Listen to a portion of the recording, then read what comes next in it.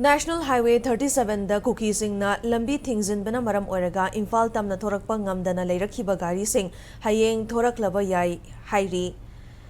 Amaromda Lambi asida gari chatpa thingdana ba Kuki CSO singda Rongmei Naga Council na appeal tawrakli hiramasada paudam ama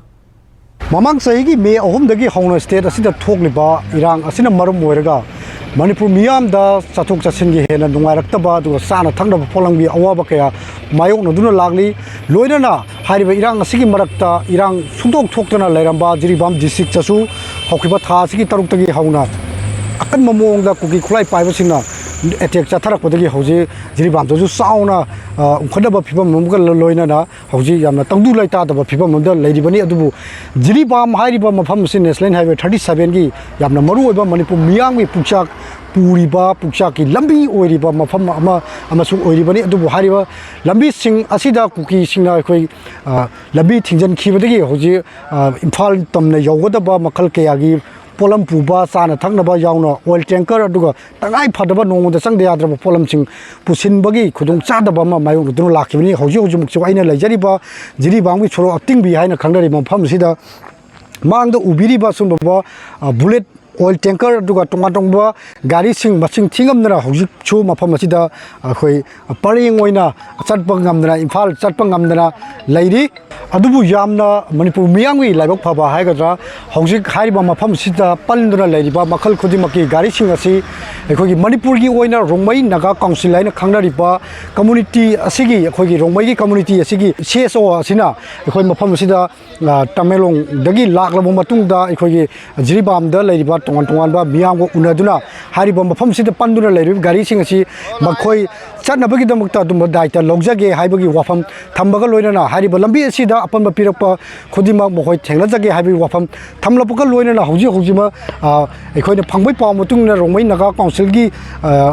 authority to get Pangway Palmutuna Hoji Legang Buki and a Kangariba Jiribangwi Mapam Sidagi Gari Kulum de Koi Paltamna Security Section Taranga Loina Tokre Habagi Pau Pangli Dubu Makoi Ipaltamna Leptana Junction Kibra Habitu Hojupamuina Pau Lobuda Koi Namdri Aduga Hojima Hariba Pumping Sida Lady Gari Sing Sisu Atubu Matamda Nasimak Topiu Makoi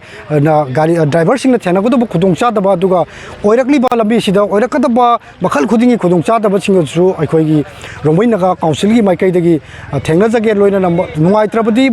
Tangai Padra Gari Singi Marakta Mokoi Power School in a Yongzaki Habigi Wapam Hariba Duluba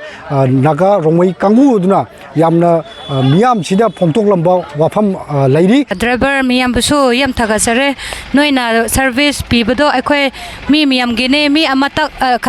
no different communities since we are living together in Manipur, so we are thinking that not only for Manipuri, not only for Kuki, not only for Rongmei, not only for Naga, for all of us we are doing all this service, and we are strongly say that we can be secure for the 37 National Highway, even the women wing can support for that. So please don't be afraid, be bold enough to go and continue your service. Loina Hoju Hariba Mapam Sida Makal Kudingi Gari Lady Adu Gari driver Sing Adu Tuantongaba Gari Association Singa Hoji Oiriba Lambi Sida Oiriba Tandu Leta the Pibam Maduga Numidangi Matam Ochilapa Loina Hariba Pal Jiribam Labida Kahena Pataba Asumla Kudung Chadaba Sing Sinamaram Werga Hoji Maki when the Makoi Mapam Sitadolaga in Pantam Changbangam Loy Havigi Wapam Su Lady Adubu Haying the Hariba Sumba Gari Singachi Rongmei Naga